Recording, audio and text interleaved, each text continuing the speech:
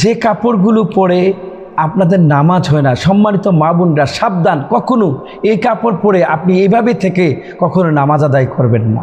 প্রিয় দিনী মা ও বোনেরা, আমরা অনেক সময় না বুঝে না জেনে অনেক সময় আমরা মাথার চুল খোলা রেখে, হাতের বিভিন্ন অঙ্গ খোলা রেখে, পায়ের গোড়ালির উপরি অংশ খোলা রেখে বিভিন্ন কাপড় পরে নামাজ আদায় করি। যেই কাপড়গুলো পরলে, যে অঙ্গগুলো খোলা থাকলে আপনার নামাজ হবে না, আমরা সে বিষয়ে কথা বলবো। সম্মানিতা দিনী মা ও বোনেরা, একটা কথা মনে রাখতে হবে আপনাদেরকে, যে সঠিকভাবে নামাজ আদায় না করলে আপনার নামাজ হবে না। অনেক সময় মেয়েরা নামাজ আদায় করে কিন্তু তাদের সামনের চুলগুলো দেখা যায়, কিন্তু তার কতটুকু দেখানো যাবে বা ঘরের ভিতর হলেও কতটুকু সে পর্দা করে চলতে হবে, ইসলাম কিন্তু পরিপূর্ণভাবে বলে দিয়েছে।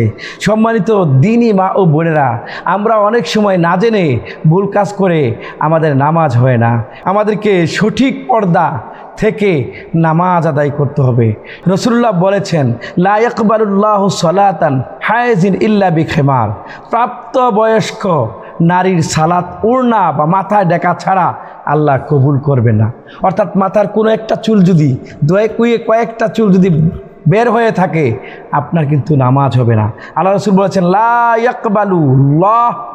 ইয়াকবালুল্লাহ সালাতান হায়জিন ইল্লা বিখিমার। অর্থাৎ প্রাপ্তবয়স্ক নারীর সালাত ওড়না মাথা থেকে ছাড়া আল্লাহ কবুল করবে না। এই হাদিসটা সুনানে আবু দাউদ হাদিস নাম্বার 641, সুনানে আত-তিরমিজি, সুনানে উম্মে সালামা বর্ণনা করেছেন। তিনি রসুলকে জিজ্ঞেস করলেন, একজন নারী কি একটি লম্বা জামা বা ওড়না পরে নামাজ পড়তে পারে? রাসূল করিম সাল্লাল্লাহু আলাইহি ওয়াসাল্লাম বলেছেন, ইজা কানাদ দারা সাবান বিয়াগতি জুহুরা কাদামিহা। হ্যাঁ, যদি জামাটি এত লম্বা হয় যে তার পায়ের উপরিভাগ পর্যন্ত ঢেকে যায়, তাহলে এই জামা পরে সে নামাজ আদায় করতে পারবে। দিনী ভাইয়েরা, সহিহ হাদিস।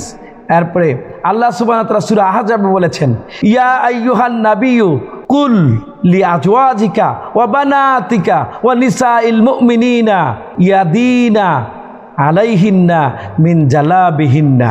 প্রিয় দিনী ভাইরা, হে নবী, আল্লাহ বলেন, হে নবী, আপনি আপনার স্ত্রীগণ, আপনার কন্যাগণ এবং মুমিন নারীগণকে বলুন, তারা যেন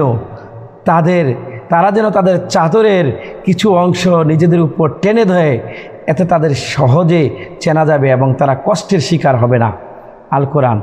কিন্তু অন্যত্র আল্লাহ সুবহানাহু ওয়া তাআলা সূরা নূরে বলেছেন যে, কুল্লিল মুমিনাতি ইয়াগদুদুনা মিন আবসারিহিন্না ওয়া ইয়াহফাজনা ফুরুজাহুন্না ওয়া লা ইউবদিনা যিনাতাহুন্না ইল্লা মা যারা মিনহা ওয়া লা ইয়াদরিবিনা বিখুমরিহিন্না আলা জুনুবিহিন্না।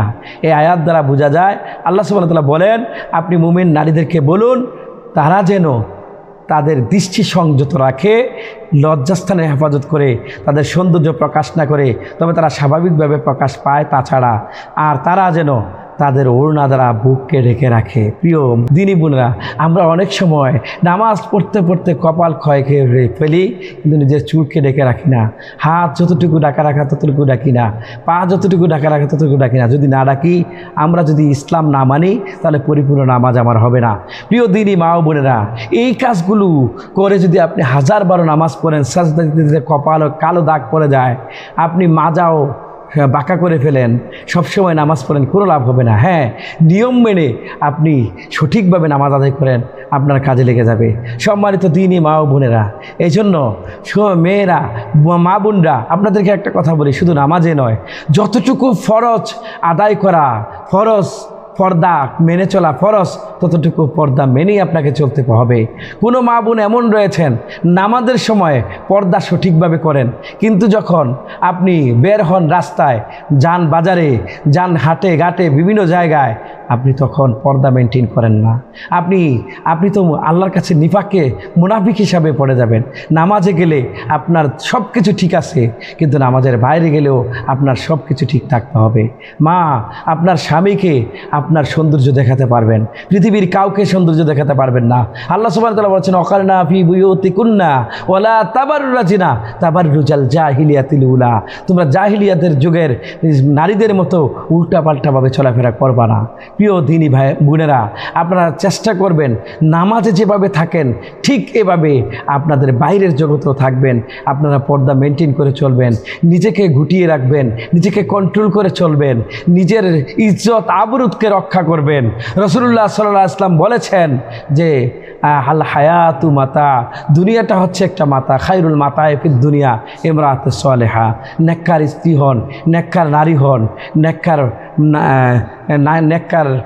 নেককার স্ত্রী হন, আপনার দাম বেড়ে যাবে, দাম বেড়ে যাবে সংসারে, দাম বেড়ে যাবে আল্লাহর কাছে। প্রিয় দিনী মা ও বোনেরা, আমরা চেষ্টা করব সঠিকভাবে পর্দা করে নামাজ পড়ার জন্যে। আমরা যদি চিন্তা করি আপনারা যদি ঘরে থাকেন, তাহলে স্বামী স্ত্রী যদি দুজন ঘরে থাকে, অন্ধকার রাত, লাইট অফ থাকে, শরীয়তে জায়েজ আছে, কেউ যদি উলঙ্গ অবস্থায় নামাজ পড়ে তার নামাজ হয়ে যাবে। যদি কাপড় থাকা অবস্থায় পড়ে তাহলে কিন্তু হবে না। এই জন্য আমাদেরকে খেয়াল রাখা লাগবে, যারা স্বামী হিসাবে স্ত্রীর দায়িত্ব নেন তাদেরকে সঠিক পোশাক কিনে দেয়া, তাদেরকে পাজামা, তারপরে কামিজ, তারপরে যে তাদেরকে যে সেমিজ, বিভিন্ন কিছু, অর্থাৎ একজন নারী পর্দায় থাকতে গেলে যা যা দরকার একজন স্বামীর দায়িত্ব হলো তার সব কিছু জোগাড় করে দেয়া এবং তাকে ওইভাবে মেনটেন করা। আর স্ত্রীর দায়িত্ব হলো তার আবরত, তার লজ্জাস্থান সব কিছু ঢেকে রাখা এবং সব কিছু সেভ করা, প্রোটেক্ট রাখা, এবং কখনো যেন তার জিনা না হয়। মুখের জিনা আছে, হাতের জিনা আছে, পায়ের জিনা আছে, চোখের জিনা আছে, সমস্ত জিনা থেকে আমাদেরকে বেঁচে থাকতে হবে, সঠিকভাবে নামাজ পড়তে হবে। আর যদি সঠিকভাবে আমরা জিনা থেকে সমস্ত কিছু থেকে বেঁচে থেকে সঠিকভাবে নামাজ পড়তে পারি, এই নামাজ আল্লাহ সুবহানাহু ওয়া তাআলার জান্নাত পর্যন্ত আমাদেরকে পৌঁছায় দেবে।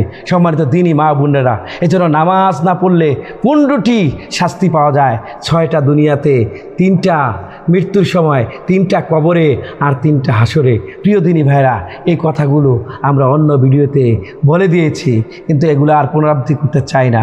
কিন্তু মা বোনরা, আপনারা সঠিক পর্দায় থেকে সঠিকভাবে দ্বীনের কাজ করবেন, নামাজ পড়বেন, ইনশাল্লাহ আপনার নামাজ কবুল হবে, অন্যথায় আপনার আমার নামাজ পড়ে কোনো লাভ হবে না। এজন্য আমরা চেষ্টা করব পরিপাটি হয়ে কাপড় চোপড় দ্বারা পরে নিজেকে আবৃত করে আমরা সুন্দর করে নামাজ আদায় করব, যেভাবে আদায় করা যায় পর্দার ফরজ।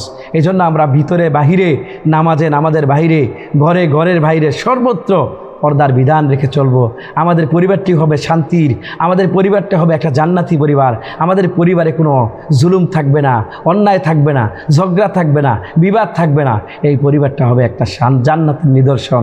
এজন্য আল্লাহ পাক আমাদেরকে সঠিক বুঝ দান করুন।